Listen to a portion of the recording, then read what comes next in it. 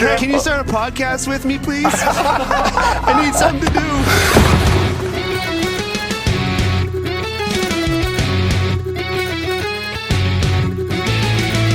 Pastrnak sent it out in front of Malkin to save. They score!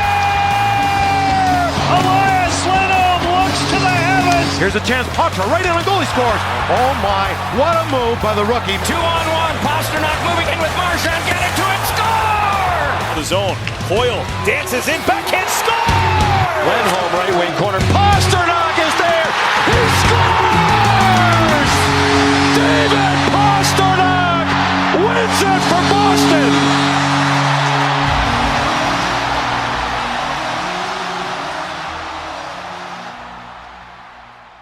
Welcome in, everyone, to another episode of Bruins Tape to Tape. I will be your host tonight. I am Maria from Watertown.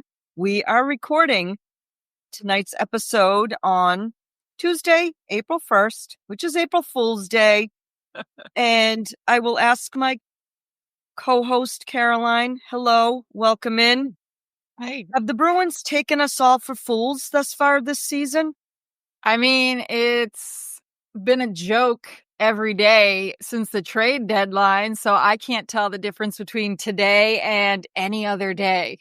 It is unbelievable. We can't, they have, folks, the Boston Bruins have gotten us to a point where we can't even exchange pleasantries because we're so flippin' aggravated. And as we speak, they are playing the Washington Capitals, who, in case you've all been hiding under a rock, Alex Ovechkin, it is now 4 goals away from breaking the Great One's record because he scored a power play goal already against our Boston Bruins, and they find themselves down 2-0 already in the first period. Yep. Why change now? Right. Why change now? Right. With a handful of minutes left in the first period, it was a beautiful goal because it was right there. It was the kind of goal that you're thinking, well, if there was actually a defensive structure to this team, wouldn't have happened. But Ovi got it in, not even from his office. Capitals in front of our net. So right there, top of the crease. Right there. And to which I say at this point, you know what? Just let him do it tonight at this point. Just let him get all of his goals tonight, because that would be so fitting and so apropos about how everything has gone so far this season. So we've gone a little off target here. Usually we set the table and we have this is breaking news as we record.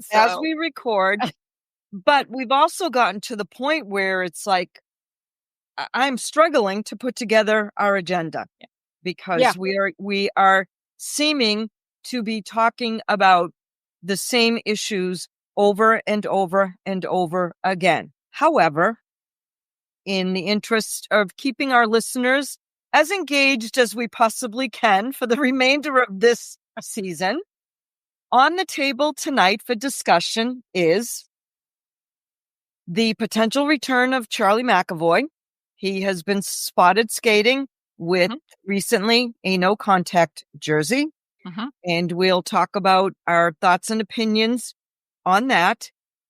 Cam Neely is doing a little bit of a media tour in Boston, for lack of a better descriptor.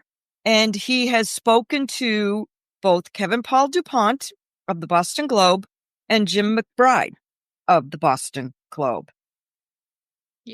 We'll talk about some of the things that Mr. Neely said and how we feel about some of the things that Mr. Neely said.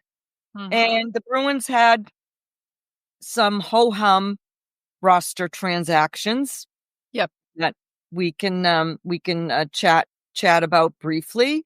And then just a reminder, folks, we are an NHL Shop affiliate, so there'll always be a link in our show notes. And if you feel so inclined to do a little bit of shopping, it does help our podcast out. So we thank you for that consideration in advance. But before we get to our Bruins conversation, there's a little bit of news around the league. Yep. And we'll start with specifically tonight, where the Bruins are hosting Women in Sports Night tonight. Yeah. Yep. It's I mentioned this in our last snapshot that they were hosting it this evening. They've got some notable women in the Boston area sports. For example, they're going to be giving a hat tip to the women of the Northeastern hockey team for winning the Beanpot this year. But I have to say, Maria, so we just finished Women's History Month.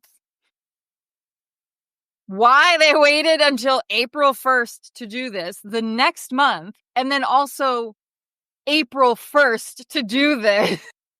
Do you think that's a little bit weird? I don't know what to make of it. I try not to read into it, but like, really, you couldn't do this at the start of March. Maybe they were waiting for Sophia to come back. Maybe they were waiting for Sophia. But everything, you know what? Like everything else this season, what are you doing? It's been a bleep show from beginning to end. So, you know, and maybe a lot of it, you know, in their defense, in the defense of the Boston Bruins, perhaps there were scheduling issues where they would not be able to get all of the women that they wanted to feature as part of tonight's festivities. So I'm going to give them just a little bit. I'm not. I'm done. As we discussed last week, I'm done. I'm over it. I'm over everything. So everything that comes out of that I am management's so freaking office. over this season. Like it's a struggle to even do our snapshots, right? It's just a struggle. And, you know, I can only hope that our listeners and supporters don't hear the struggle that it's been this season. Yep. Yeah. So, at least at this point, we still are feeling obligated to keep folks in the know about anything that is happening. But don't worry, we still have episodes throughout the summer that are going to be far more interesting than us sitting here either after every game or once a week for the regular pod and saying, well, they sucked again. When the Bruins make all the big splashes and big signings that they're going to make this off season, so that the quote unquote retool that is now a rebuild that they want to do quickly, right? Yep. If we believe everything that's coming out of Causeway Street, those two idiots. Yeah.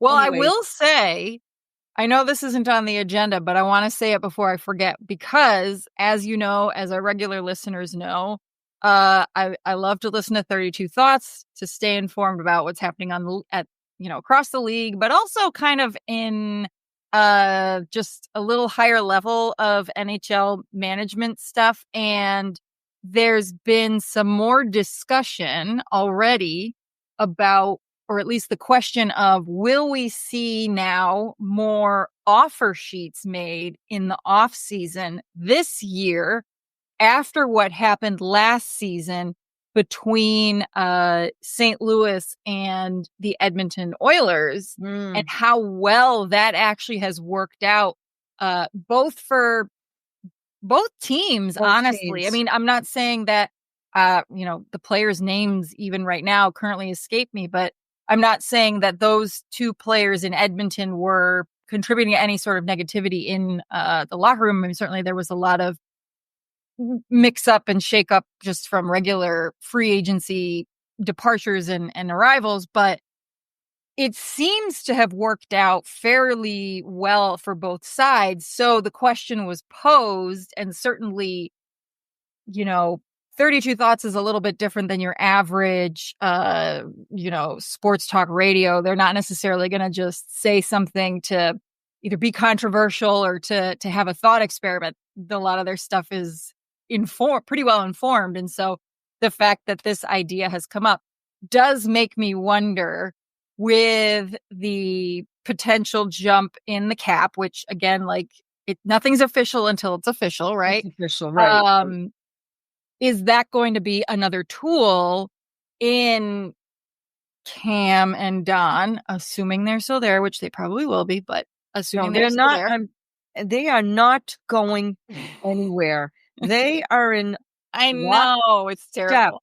And I'm telling you, this is what we're seeing is a playbook from the Harry Sinden days. Now, the difference being is when Harry Sinden was a general manager, there was a clear directive about not spending to the cap. Okay. Yeah. That's where the difference is. However, the manner in which they conduct their business, to me, hasn't really changed much. Yeah. Still shady as all F. Yeah. The only difference I can really see, because I agree with you, because we've seen a lot of the same behaviors, for me over the last 25 years or so, really starting to pay attention to any of this. And that's multitude of different, presidents and different GMs. So kind of that approach to business has stayed the same.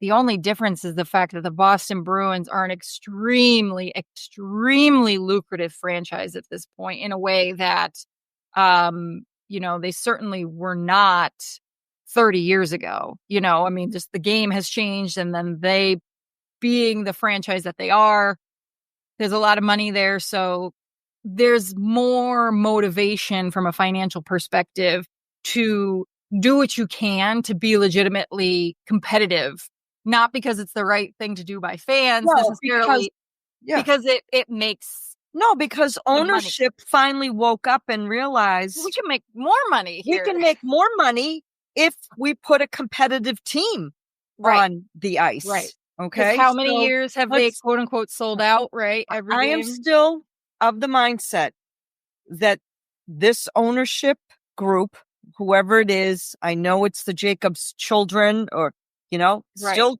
JJ at the top. They are not committed to winning a Stanley Cup. I just don't believe it. I just don't believe it because they get their reward. Okay. And they've been getting their reward simply by putting together competitive and good teams. I'm not going to take that away.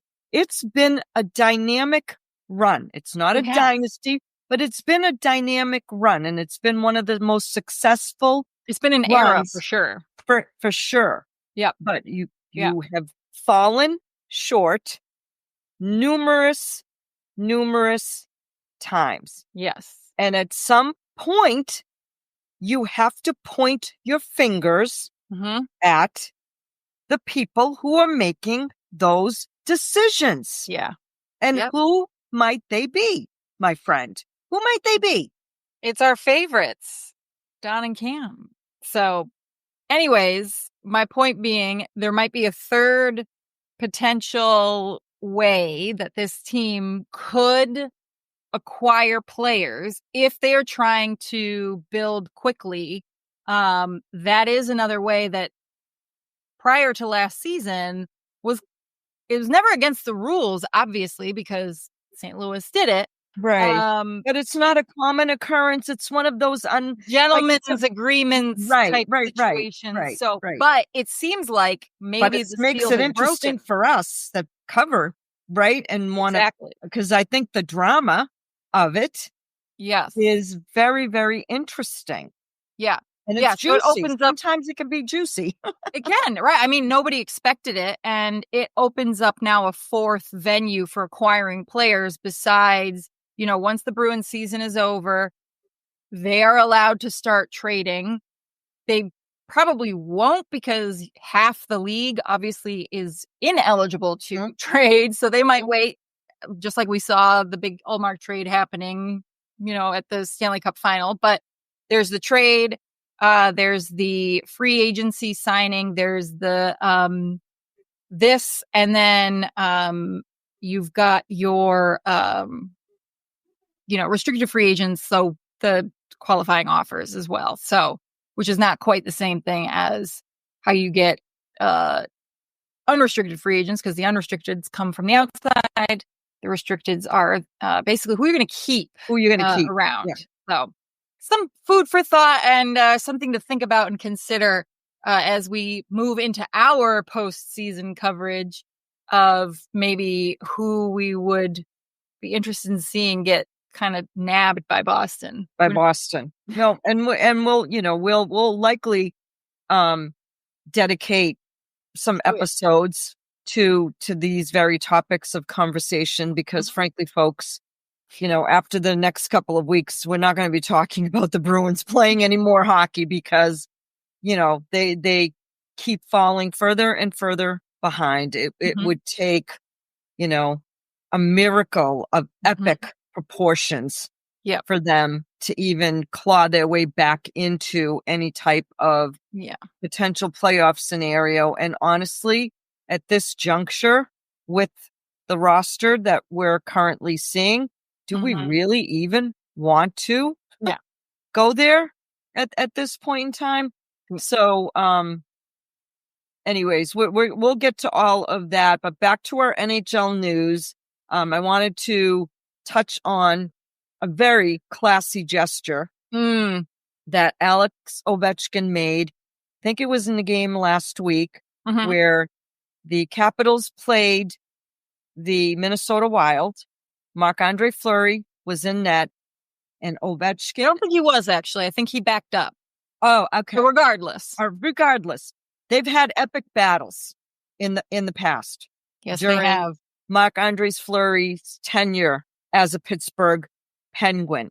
And when the game ended, as Washington Capital players were skating off the ice and heading to the locker room, Alex Ovechkin called his teammates all back out on the ice so that they could salute Marc-Andre Fleury, which I thought was pretty freaking classy on the part of Ovechkin.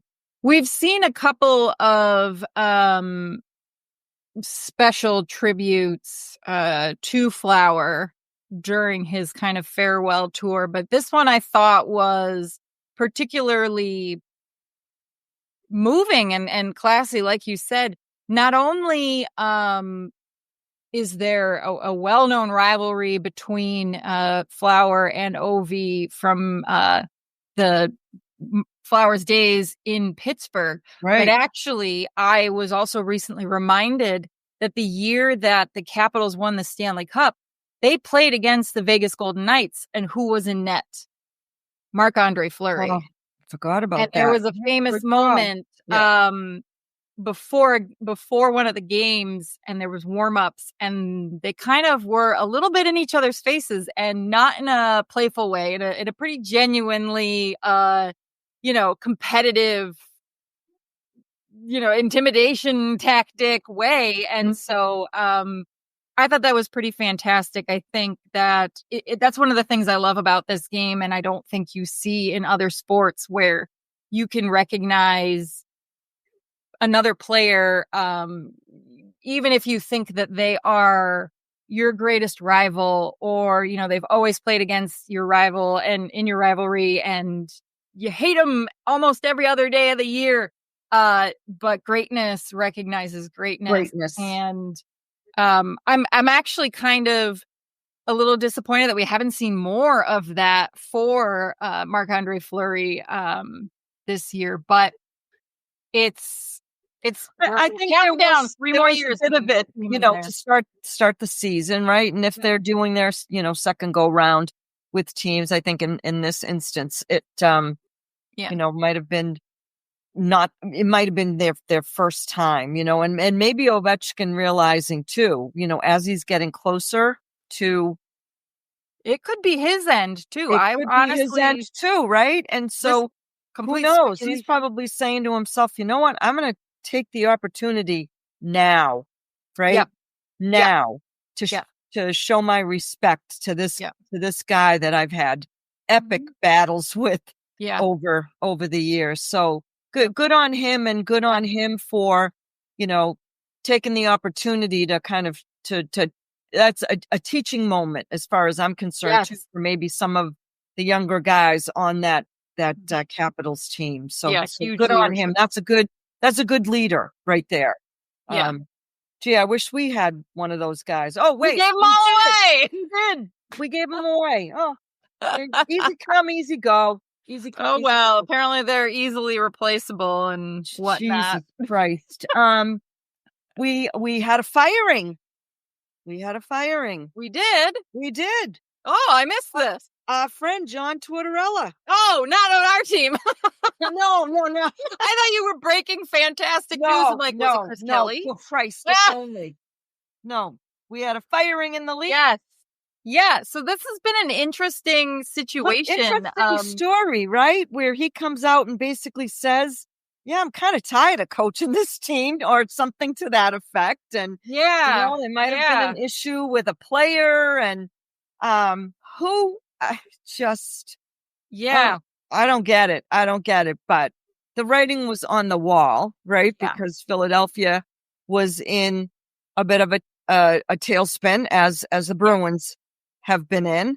Yeah. And I think, anybody who's kind of followed Tortorella's career over, I think he's been around for 25 years as well. Actually, I think it was exactly 25 years ago, when he got hired in Tampa. He has a very specific set of skills. He's kind of like the Liam Neeson of coaches. He's a very specific set of skills, and you hire him for one of two reasons, right? Primarily, most of the time, he's hired because your team is close to taking that next step. Maybe, really making a genuine run for it. And he's been very successful in that case, right? You think about the first cup that Tampa Bay won, right, way back in the early 2000s. That was his team, right? He was brought in at that point. Look at Columbus. They made it real close. Mm-hmm. Pandemic kind of threw wrench in all of that. I mean, they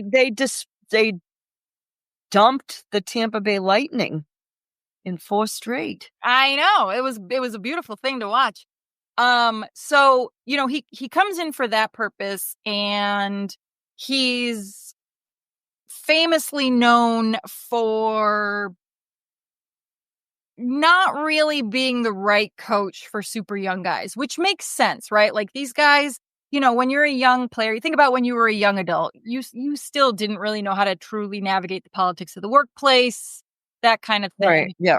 You tend to be a little bit more sensitive. You take things more personally when you've got all this office. And today's young athlete, and it's a very different time. Very different times. Yeah. Not for not worse that I agree better, with all of it. I don't agree with all of it. I think it's different. Some degree, you need to have a little bit of a no nonsense, right? Yeah, coaching style. But and so the other reason that he's brought in, and this surprised me that it's actually a little bit less frequently, is he's brought in when the team is a complete hot mess. I don't know, because I don't think I was really paying that close attention to the situation with the Rangers when he was brought in there. I think they thought they were closer than they actually were, and they actually were more of a hot mess.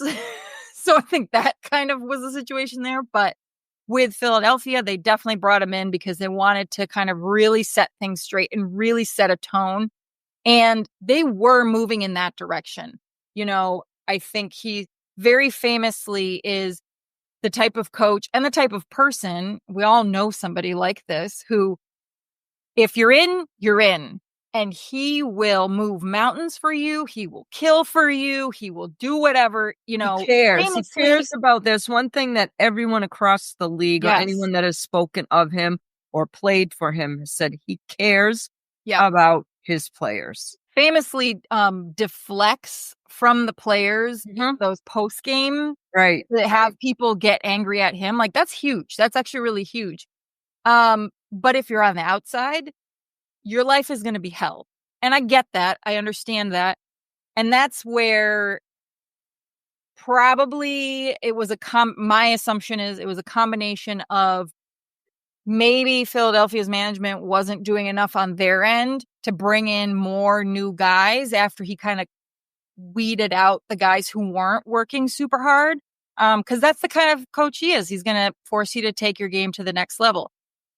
Of course, everybody's talking about, well, we would love to see Tortorella in Boston. Absolutely. We would love it. We would love it, right? We also want to see our team get a kick in the pants. I think if you read between the lines, my understanding of kind of what was maybe happening behind closed doors this season, based on some of the things that Marchand has said in his pressers post-trade, was the questionable full-on dedication and commitment to the work, right? To the work. Because he is that type of player. I think someone like Brad Marchand would thrive under someone like John Tortorella. The problem is, once again, Cam and Don, I think, have effectively taken Boston out of the running because they got rid of all of those veterans. Yes. So you are now left with, unless for some reason they brought in a whole bunch of new guys, but that's not a good idea either, because then you're bringing in Tortorella, who requires a certain type of players, but then you've got all these new players, and who knows if they're going to fit with them. So they've effectively taken Boston out of the running because it's just not going to work. And that is also irritating as a fan, because this is something we've wanted to see, and now we can't experience it because we don't have the right personnel on the team to handle him as a coach. So, and this it is. It's annoying, and it's a bit of a mess. It's not a bit of a mess. It's a freaking mess, because again, what we're gonna finish our NHL news around the ring. We're never gonna get through it. No, because we got nothing else to talk about. I know, because we're going to continue this discussion as it relates to, Cam Neely and some of the things that he said during these speaking to members of the Boston Globe. But we do want to show some love to the PWHL. This was a request by one of our listeners, and we thank you for that request, where we're also going to incorporate the Boston Fleet and the PWHL in our Around the Rink segment, where we'll give you a bit of an update on what is happening with the Boston Fleet and the league overall. I do know that you mentioned earlier, Caroline, that the Boston Fleet are in third place. Yeah. Right now. So if you want to see a Boston team play hockey that is not terrible and is actually in playoff contention, they are currently sitting in a playoff spot. Granted, they've got about a month to go. Their season doesn't end until May 3rd. And their playoffs are a lot shorter because there are 6 teams. But they are expanding. There's talk of that. So yeah, we definitely want to include them.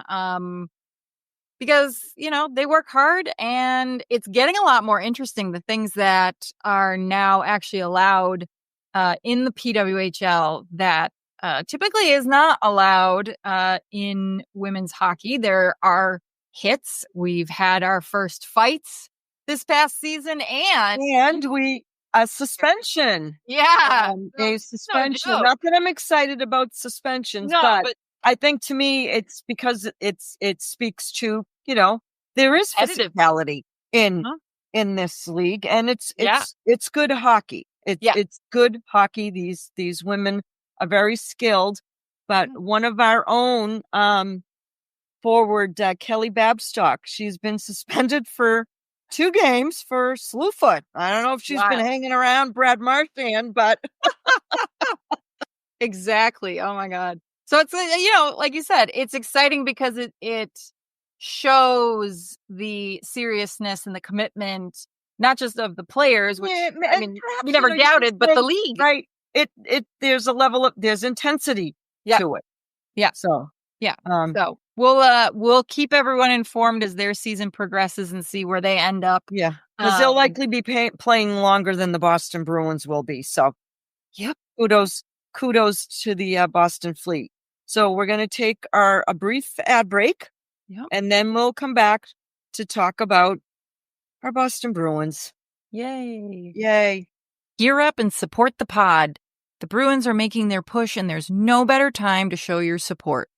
Whether you need a fresh jersey, a cozy hoodie for those chilly playoff nights, or the perfect hat to rep the team every day, the NHL shop has you covered. With the trade deadline, playoffs, and off-season all coming up, now's the time to stock up on all your Boston Bruins and NHL gear.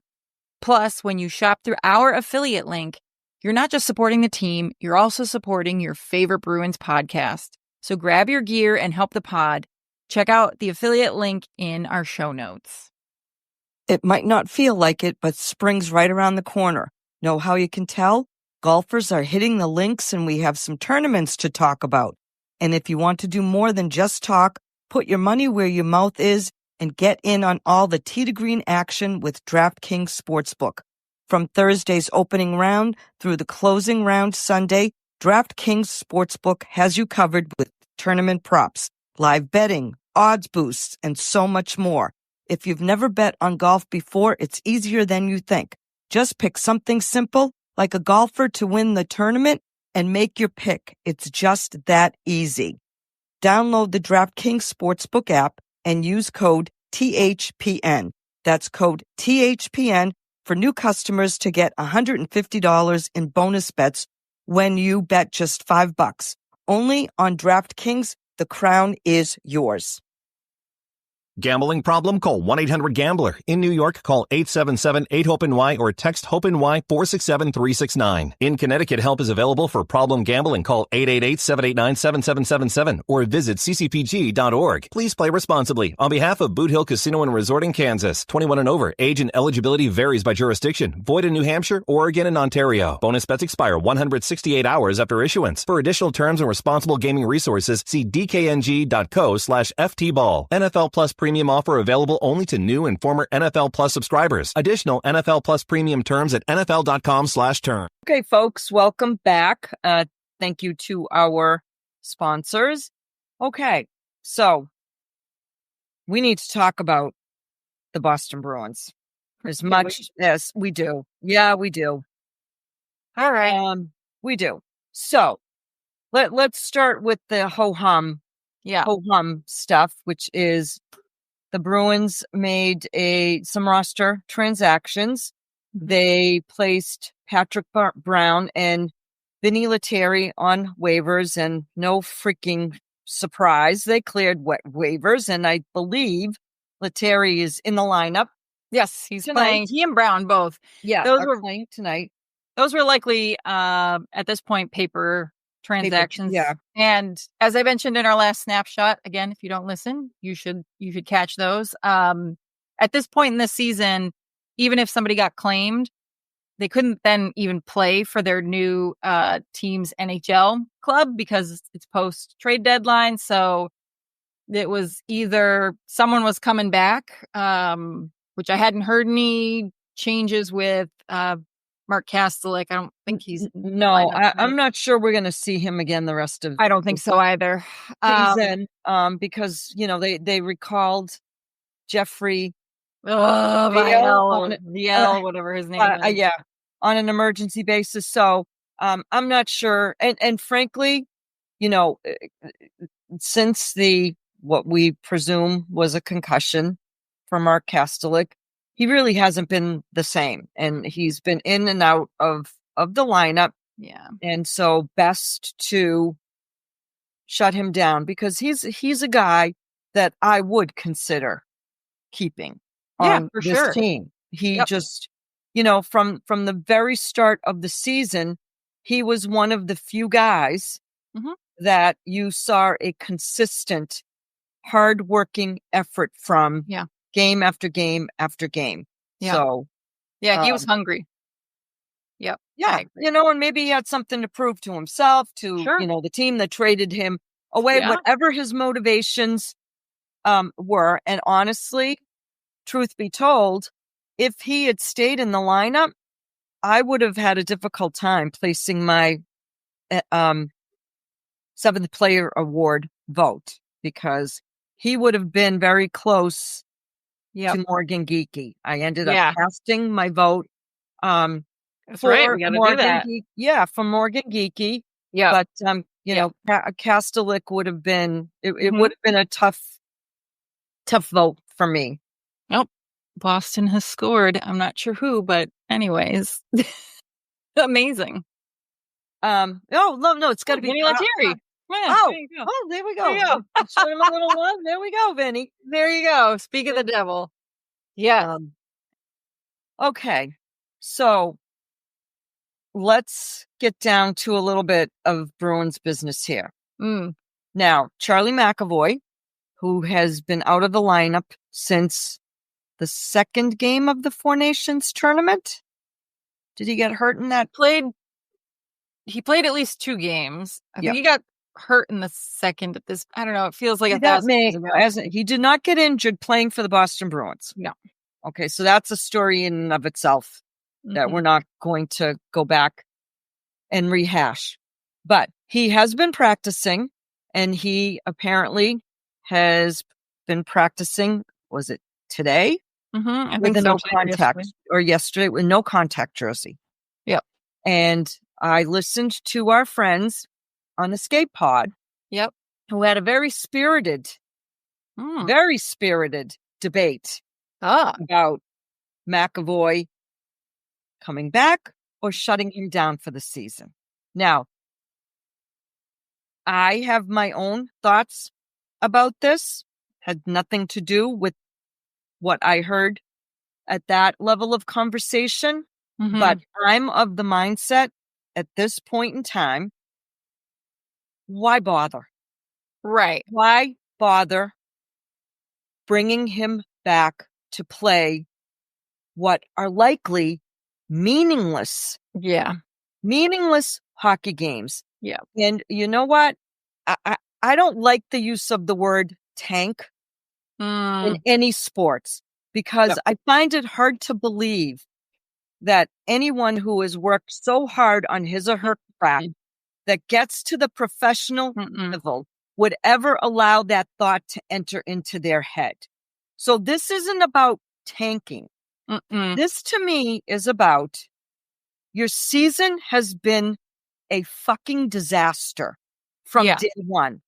We just need to turn the page. Right. Bringing him back isn't going to change. He's not going to save anything at this point in time. And Cam and Dawn have made such a mess that I think the locker room was not in good standing to begin with. It's abysmal now, because you see it on the ice. Brutal now. It has to be brutal now.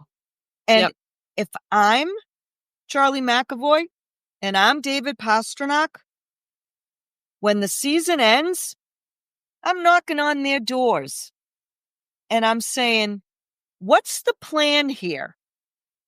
What the ever-loving F is the plan moving forward?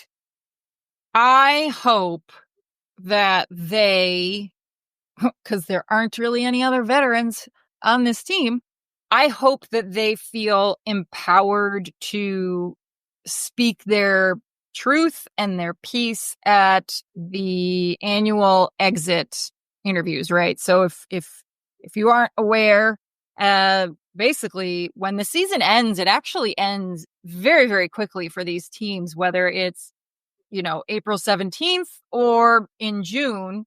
The players, they'll go back, they'll get their stuff, and basically like the next day they have their exit interviews with management, which is, it's almost like, from my understanding, it's a two-sided, almost like performance evaluation. Right. It sounds like it's giving the feedback. Correct. So correct. Well, you know, that's what it should be. and it is, right? That's my that's what it understanding should of what be. it is. And I think, allegedly this is how they heard about issues maybe with Bruce Cassidy and blah, blah, blah, right?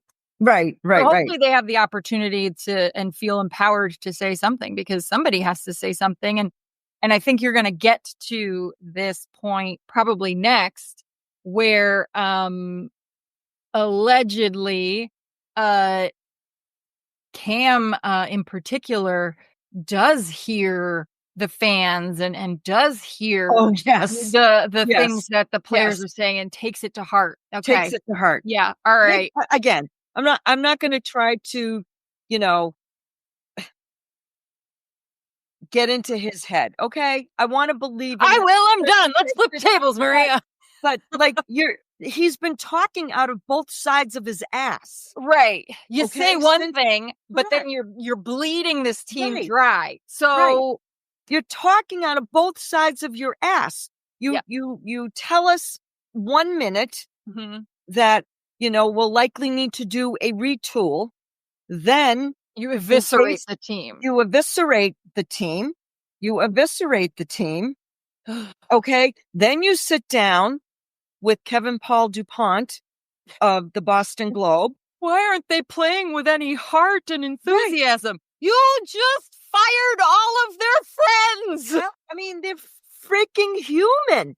So you took an already maybe tenuous situation and you made it freaking worse.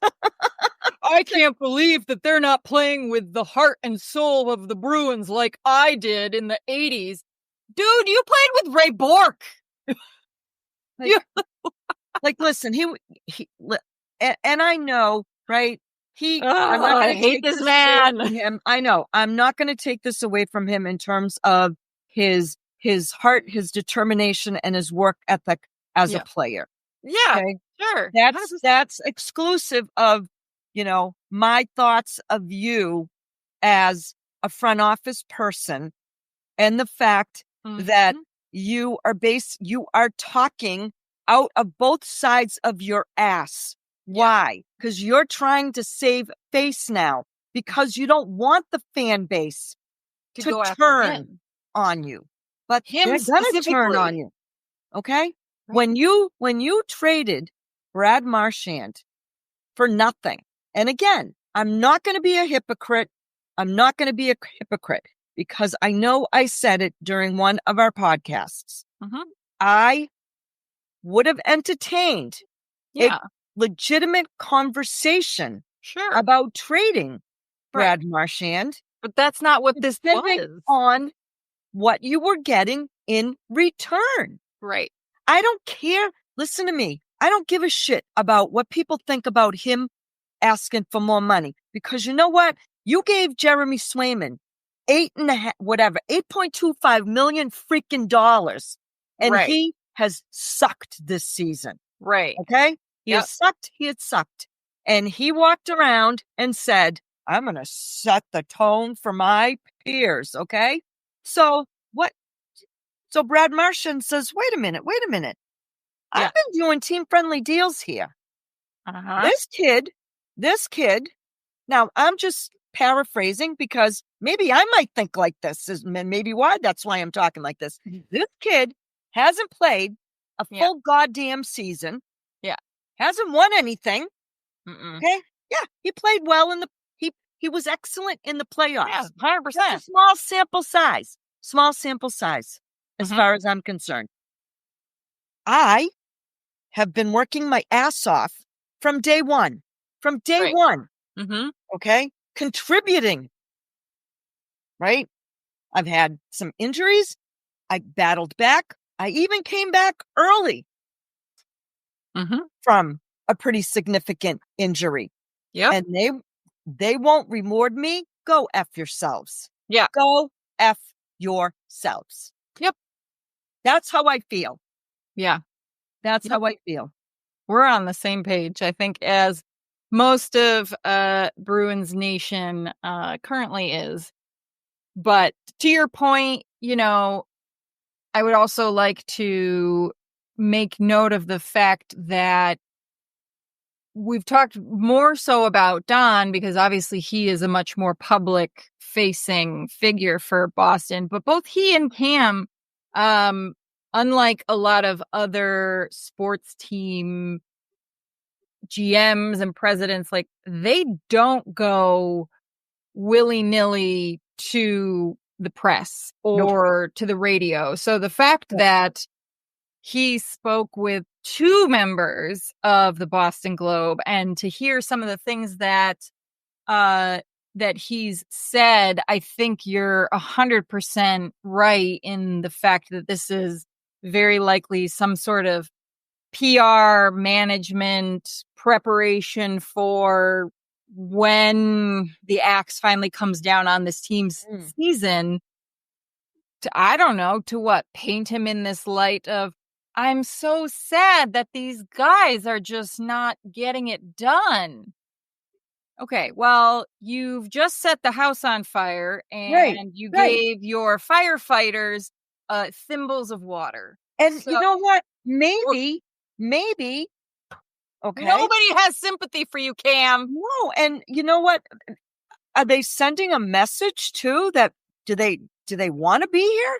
Do these players want I wouldn't want here? To be there if the situation is as bad as I interpret simply based on their play and watching the Bruins play compared to teams like Anaheim and San Jose, who have arguably, objectively sucked all season, but they're having fun.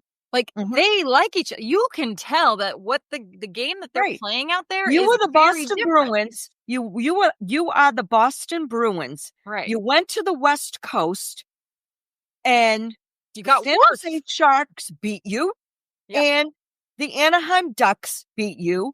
You were on an 8-game losing streak, and now your president is going to soft landing spots, right? To what? Shame you into playing harder, and then you have the balls to say everything is on the table. Wait. So are you threatening them, or are you trying to motivate them with because tough love?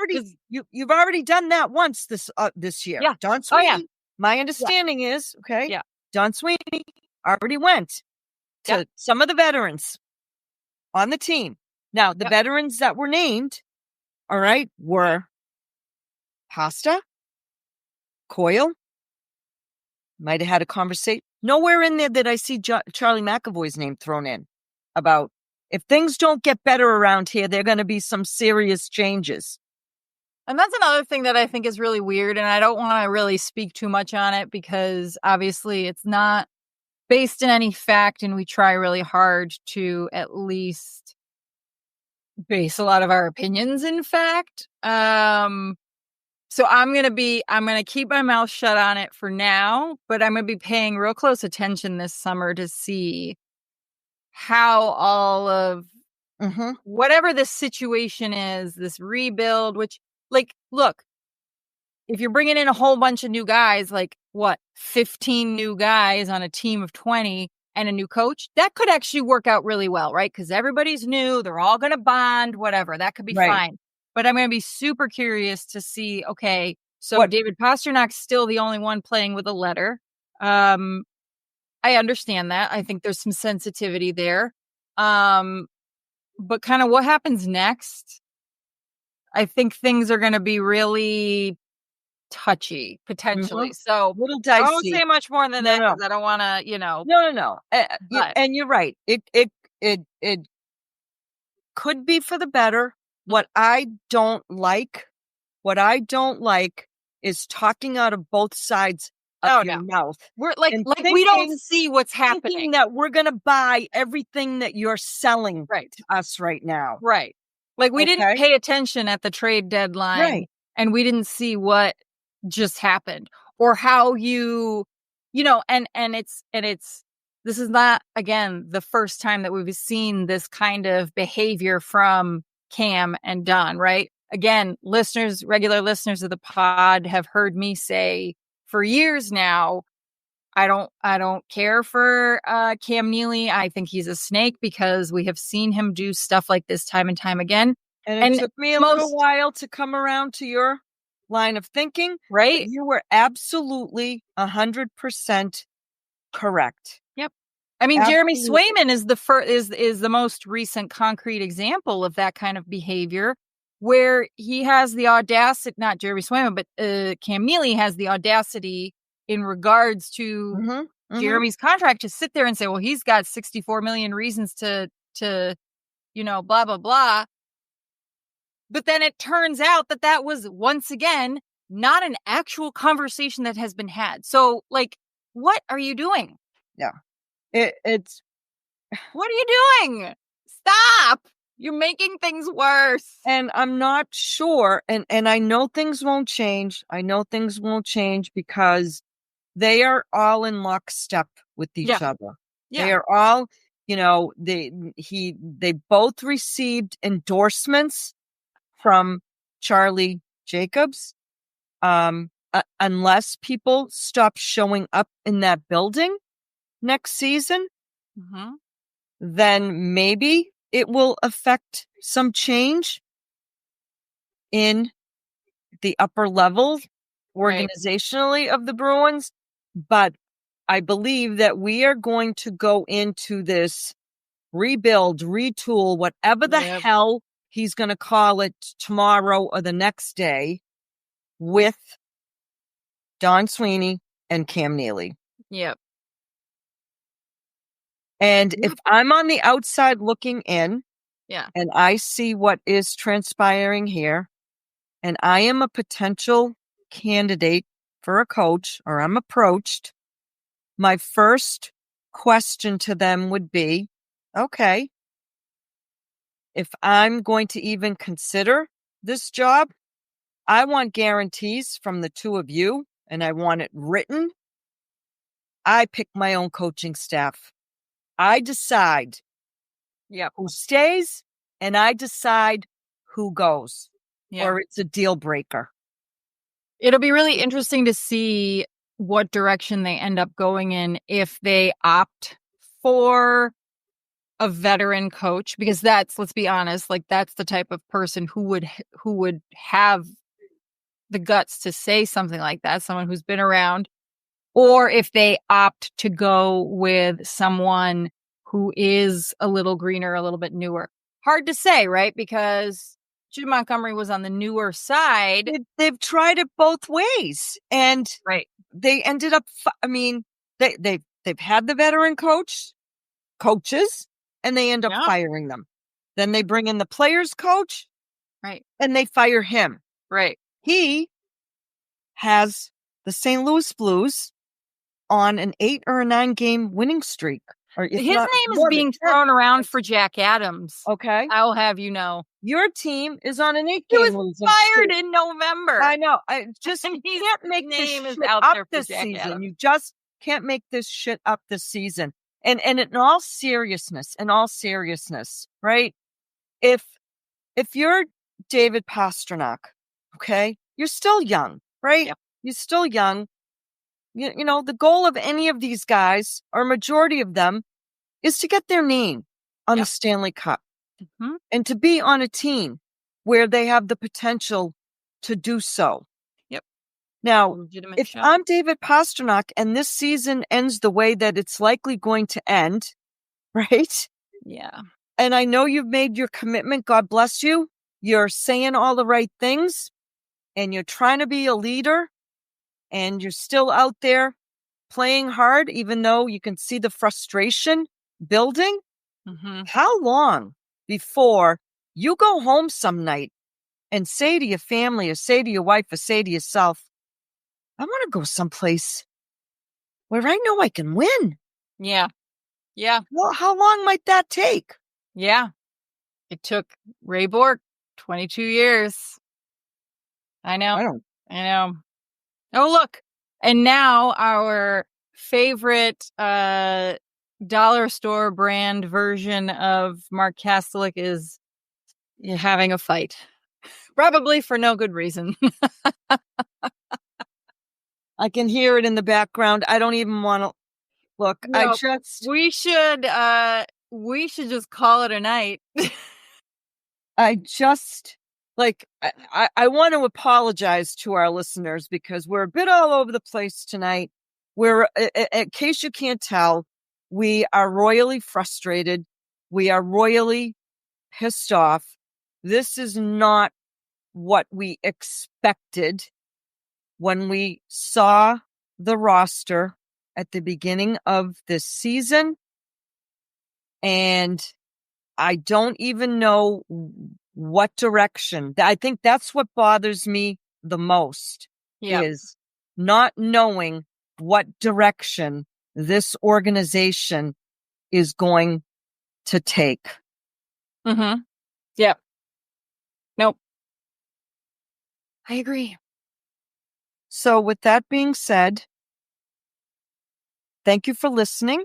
Thank you for subscribing. Please do subscribe if you haven't done so. You can find us on YouTube, Apple, Spotify, any social media platforms that you pull your podcasts from. Mm-hmm. And to end, do you want to say it? Of course. You really mean it? Do you really mean it, though? Always, Maria. I'm here for the players, you do. not for management. It is for the players. As always, go Bees. Go Bees.